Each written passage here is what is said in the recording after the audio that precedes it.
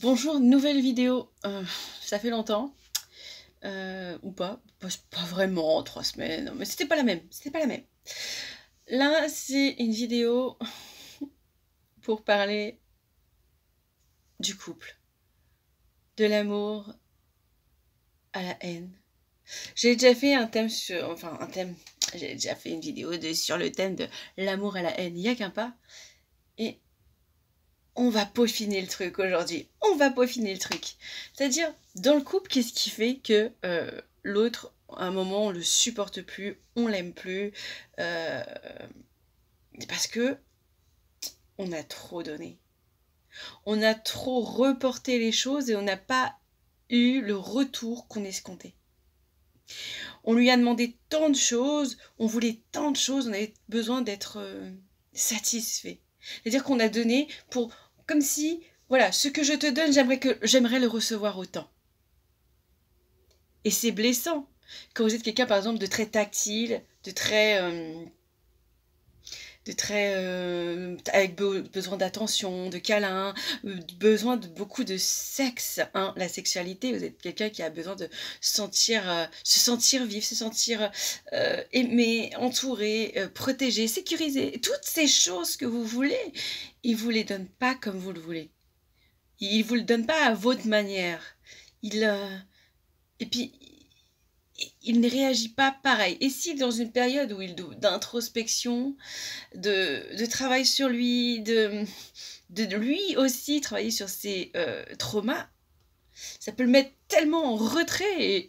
Alors il y a aussi la période où, par exemple, beaucoup trop de travail, les périodes où il travaille trop, et que ça dure, et ça dure, et ça dure, et il est beaucoup moins là parce que quand il rentre, il est fatigué. Quand il rentre, il a envie d'autre chose. Il a envie de se poser, de se vider la tête, et pas forcément de vous faire l'amour, pas forcément de vous faire un câlin. Quand il ou elle, hein, parce qu'il y a des femmes qui doivent être comme ça aussi, être dans le boulot. Maintenant, les hommes, les femmes, ils bossent pareil. Voilà, si votre femme, elle a passé toute sa journée au boulot, ou si elle a passé toute sa journée à s'occuper des gamins, de la maison, à la fin, elle a peut-être pas envie d'un super câlin, mais juste se poser devant la télé et de rien faire d'autre. Et ça, c'est quand vous avez des attentes affectives, sentimentales, importantes, d'attention, euh, qui pourrait être, pourtant, on pourrait se dire, c'est logique, c'est normal, j'ai envie de lui faire un câlin, j'ai envie de faire l'amour avec elle, j'ai envie de l'embrasser, j'ai envie qu'elle soit avec moi, j'ai envie d'être avec elle, j'ai envie de la toucher, j'ai envie de le toucher. Et lui, il répond pas à ça. Alors vous vous sentez comment au début? Un peu, bon bah, allez, on est un peu dans la conscience de se dire, ok, il a eu une dure journée, je comprends, il a envie de se détendre, c'est ok. Mais les journées, les soirées passent et rien ne change. Le week-end, il a envie, voilà, il a envie d'autre chose. Il a toujours envie d'autre chose, sauf ce que vous voulez.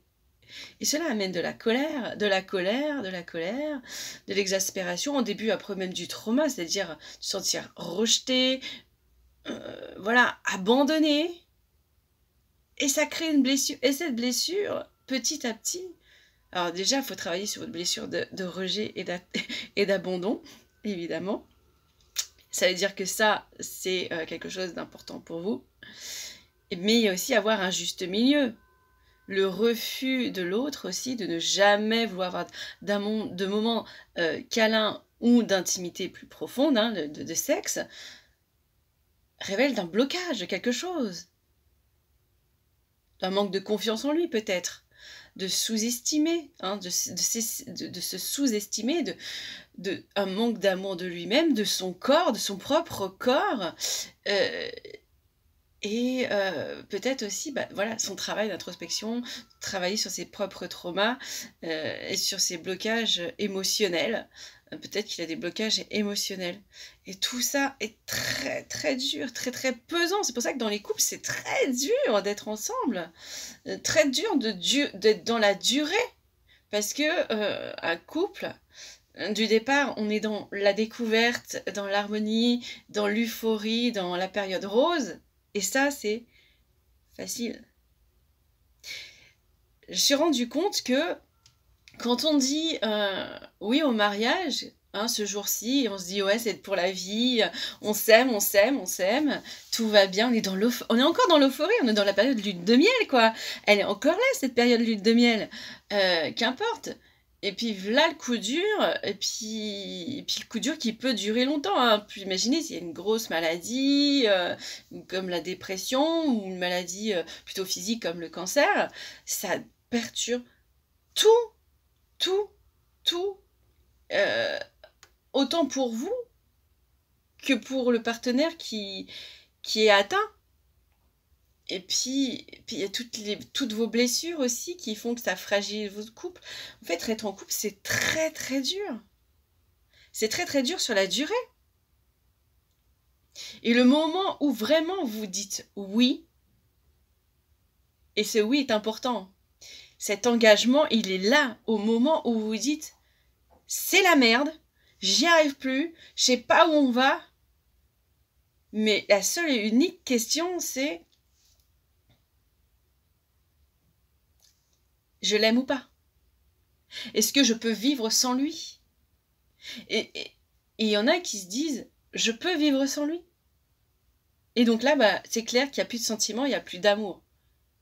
Si à partir de là, ou s'il y a plus de haine et que vous ne voyez plus que la haine, dire: «Il m'a rejeté, il m'a abandonné, il me satisfait pas, il ne répond pas à mes désirs alors que je suis en demande, je lui demande, je, heu, voilà, et en plus je suis mal, et il y a plus», voilà, tout ça part de vous, de votre ego. Là, on est dans l'ego, hein. Souvent, c'est ça aussi qui fight, c'est qu'on est chacun dans son ego, et que des fois, on n'arrive pas à comprendre l'autre ni à voir l'autre, on voit que ses blessures. Et c'est dur, et c'est très courageux de rester, de se dire: «OK, ça va pas». On souhaite évidemment que les choses s'améliorent, mais quand vous savez pertinemment que ce moment-là, vous ne vous voyez pas vivre sans cette personne, et c'est pour ça que dans des couples, on se dit: «Ouais, on se demande pourquoi ils sont ensemble et tout», parce qu'il y en a un qui se décide, qui choisit vraiment d'aimer l'autre. Et après on peut dire: «Ouais, l'autre il reste et tout, mais il lui fait cocu machin». Mais parce que l'autre ne répond pas au désir. Il y en a qui vont être dans la frustration permanente. Ils vont se trouver des choses autrement. C'est-à-dire, soit ils vont passer à l'acte et ils vont faire cocu parce que bien qu'ils les aiment, bien qu'ils ont essayé, mais eux, ils ont leur propre trauma et leurs propres besoins, et que l'autre n'accepte pas à la réponse à ce traumatisme. Et je dis pas que c'est un truc bien. D'autres diraient: «Ouais, vu qu'il l'a trompée, c'est qu'il l'aime plus, et donc forcément», et là, on est encore dans le jugement, hein, vous voyez? Hein? Pour d'autres, ça va être vraiment ça, c'est-à-dire que si tu trompes, forcément, c'est que t'aimes plus, donc autant te quitter. C'est faux. Ça, c'est encore une fausse croyance. On peut aimer quelqu'un, mais s'il répond pas à ses besoins, il y en a qui vont se dire: «Bon, bah, alors, OK». Alors là, ils se sacrifient. Ils se sacrifient. L'autre n'est pas, on va dire, sexué, ne répond plus parce que, bah, maladie, traumatisme, dépression, et une dépression d'où ils ne sortent pas, ou ça peut des dépressions qui durent très longtemps. Il y en a qui restent pendant 10 ans dépressifs, il y en a qui toute leur vie seront dépressifs. Ils n'auront pas cet appétit, ils seront dans le sorte de vide et ne guériront pas parce qu'ils n'iront pas en profondeur, ils seront toujours en surface, et ils seront sous anxiolytiques et tout ce que vous voudrez, somnifères et tout, vivent sous médicaments toute leur vie, et ça, hein, pour l'instant, il faut croire qu'il y en a qui pensent ça, que c'est normal. Ce n'est pas normal de vivre toute sa vie sous médicaments, c'est pas normal. Mais bon, c'est encore un autre débat. Mais ils n'auront jamais même après, parfois, après tous ces traitements qui annihilent les sentiments, les pulsions, l'envie. Forcément, ça se rejoue sur la sexualité, le désir, l'envie d'être avec l'autre. On a envie d'être dans sa bulle.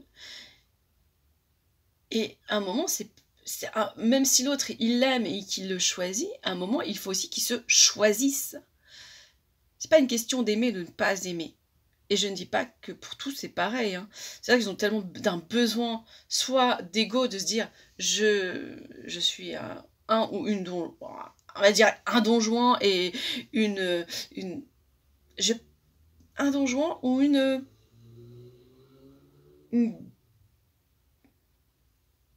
pas une allumeuse. C'est bizarre, hein, parce que quand on cherche le mot, on dirait pas un donjon ou une donjon. Non, on a le donjon, ou le salaud et le connard, ou ce que vous voulez.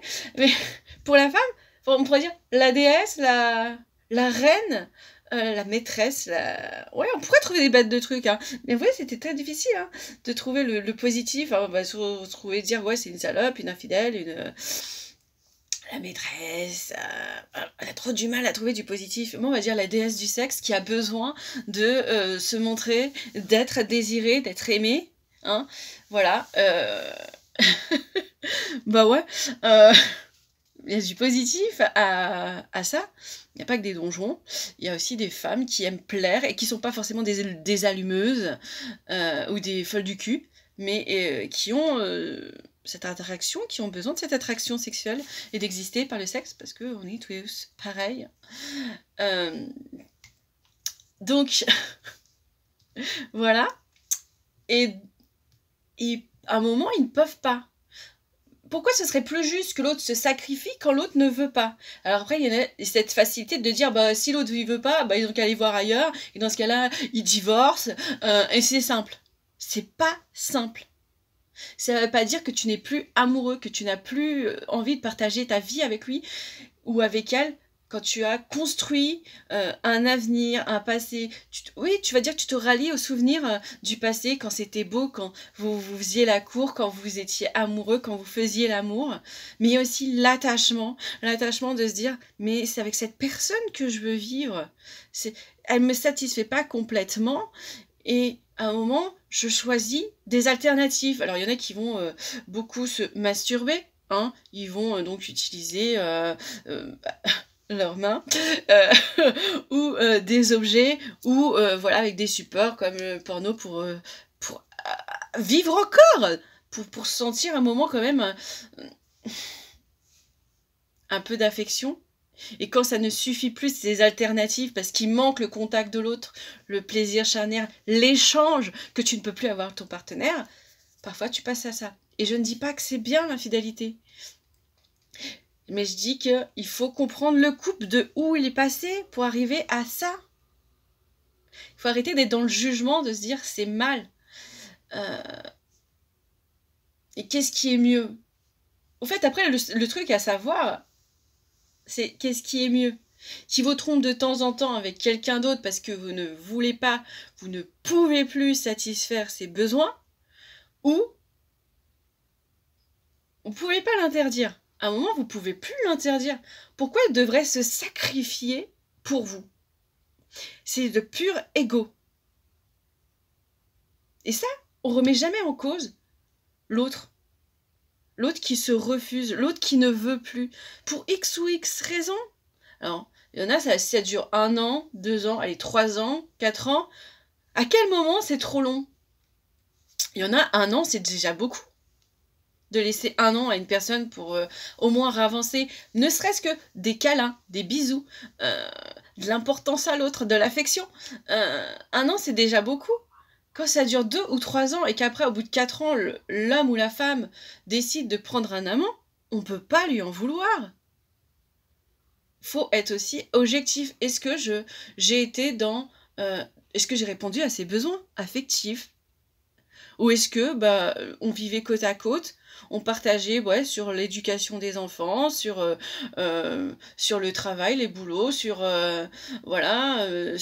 nos propres conflits de couple. Mais est-ce qu'à un moment je lui ai donné de l'affection, de l'attention, de l'amour? Est-ce qu'on faisait encore l'amour? Est-ce que je ne peux pas le comprendre à un moment, plutôt que d'être dans mon ego et me dire « Ah, il m'a trompé, c'est pas bien hein, !» alors que, voilà, je suis une période difficile. Et c'est rare, à part ceux qui ne se font pas prendre, ou qui n'est jamais dit, mais qui est dans des périodes très longues, quand vous avez 20, 30, 40 ou 50 ans, ne serait-ce qu'un flirt, c'est-à-dire un petit moment où on a envie de déraper, on va peut-être même jusqu'à embrasser, flirter, et on se dit « Non, tout compte fait, je peux pas faire ça, parce que dans ma tête... » je suis engagée avec quelqu'un d'autre, même s'il ne me comble pas, à un moment, ça vrille. Et c'est normal. C'est normal. Et ça, il faut se l'avouer. Il faut à un moment se l'avouer qu'une vie de couple... alors, C'est pour ça qu'il y en a qui changent beaucoup. Parce qu'ils se disent à un moment, et tu ne corresponds plus à mes trucs. C'est pour ça qu'on vient des couples switch, c'est-à-dire 2, 3 ans, 3 mois, voilà, 6 mois. Je veux pas m'engager parce que l'engagement me mettra peut-être un moment où, dans une difficulté où l'autre ne répondra plus à mes attentes. Du coup, vu que je veux pas être le cocu, alors soit l'autre sait très bien qu'à un moment ça va stagner et il a peur de cette stagnation où on va rentrer dans un quotidien, une routine, et il en a tellement peur qu'il ne veut pas s'engager. Ou l'autre a dit j'ai trop d'appétit à un moment, je sais que j'ai testé au bout de 3 ans où ça va peut-être baisser, alors je reste quoi 1 an, 2 ans, et après quand ça commence à fluctuer, je m'en vais pour ne jamais tromper l'autre, plutôt que de se dire de vouloir s'attacher. On n'est pas vraiment dans l'attachement, on est vraiment dans un moment où on ne sait plus comment. On ne sait plus, on nous a tellement appris que c'était pas bien de faire cocu, d'être infidèle, du coup, même si on aime encore la personne, eh ben, je l'aimais encore, mais vu qu'il correspondait plus à mes attentes, je vais lui larguer. Est-ce que c'est mieux? Qu'est-ce qui est mieux? Après, on dit que les couples de maintenant sont plus stables, ne s'engagent plus. Mais l'engagement, déjà, c'est quelque chose qu'on met sur des années et tout, et puis on veut toujours que ça soit dans la passion, comme quand on voit dans les films. Sauf que la vie, c'est pas ce film-là. Hein. C'est peut-être un film, mais c'est pas ce film-là. Il y a des alternatives, voilà. Où on se dit, je vais pas me faire choper et tout. Voilà. Et donc, pour revenir à ma question, est-ce que c'est mieux? Parce que j'ai un peu zappé, hein. Est-ce que la meilleure question, c'est de se dire, est-ce que je reste longtemps avec la personne? Voilà, je prends une maîtresse attitrée, on va dire, où je butine des histoires, un moment où j'ai vraiment besoin d'affection et où ça se passe, où j'ai l'opportunité, quelqu'un qui me plaît, qui a les mêmes désirs que moi, pour une nuit, parce que la chimie, elle se fait, et j'ai pas envie, ça fait peut-être 2-3 ans, 6 mois, ouais, 2-3 ans, 6 mois, 1 an, ça dépend de chacun, c'est quoi sa période la plus dure, où je tombe, parce que l'autre ne répond pas à mes demandes. Et c'est ok de pas répondre. On n'est pas dans l'obligation. Si l'autre n'est pas dans l'obligation de donner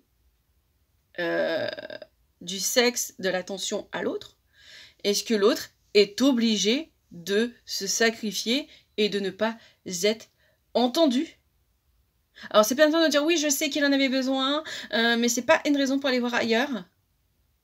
Il se la met sous l'oreille puis il fait pas chier. Est-ce que ça c'est juste? Est-ce que ça c'est correct? Et en fait, je suis passée d'un truc à tout autre. L'infidélité ou l'infidélité. La compréhension du couple et du chemin. Je vous laisse réfléchir et vous rendre compte que la vie, c'est pas si simple. Il y a plein de traumas qui peuvent faire que les choses sont compliquées. Et de savoir que parfois, l'infidélité, elle vient pas comme ça. Et c'est pas une question d'aimer ou de ne pas aimer son conjoint, ou sa conjointe, son mari, ou sa femme, son épouse, mais de ce que l'autre a besoin. Et si vous connaissez votre partenaire, vous savez très bien s'il est tactile, s'il est corporel, sentimental, a besoin d'attention, besoin de faire l'amour, et que si à un moment vous voulez plus, ça va quelque temps. Qu'à un moment, faut se dire que s'il y a une opportunité, mais c'est peut-être pas la chercher. Il y en a qui vont chercher, hein. Il y en a qui vont chercher, parce qu'à un moment, c'est trop dur. Et souvent, c'est les hommes qui vont chercher. Les femmes, je pense qu'elles attendent plus l'opportunité qui s'offre à eux, l'homme qui va lui avoir un geste d'attention, qui a commencé à s'intéresser à elle, et là, vrillage total. Hein. Quelqu'un qui s'intéresse à eux, c'est vrillage total. Alors que les hommes vont, à mon avis, plus chercher. Ceci est mon avis. Je vais pas me tromper, mais dites-moi. Hein. Ça peut être aussi, enfin, il y a toujours 50-50 en fait. En vérité, les êtres émotionnels correspondent tous à, par exemple, un jour, un homme qui aura plutôt tendance à attendre lui aussi l'opportunité, c'est-à-dire l'alchimie, le truc qu'il attendait pas et qui vient à lui au moment où il est dans cet abandon du couple. Où le couple ne fonctionne plus et qu'il aurait attendu, qui aurait été compréhensif, qui serait peut-être mis plus dans le boulot pour essayer de se focaliser sur autre chose que sur son manque d'affection et son couple. Mais voilà. Mais on peut en débattre encore.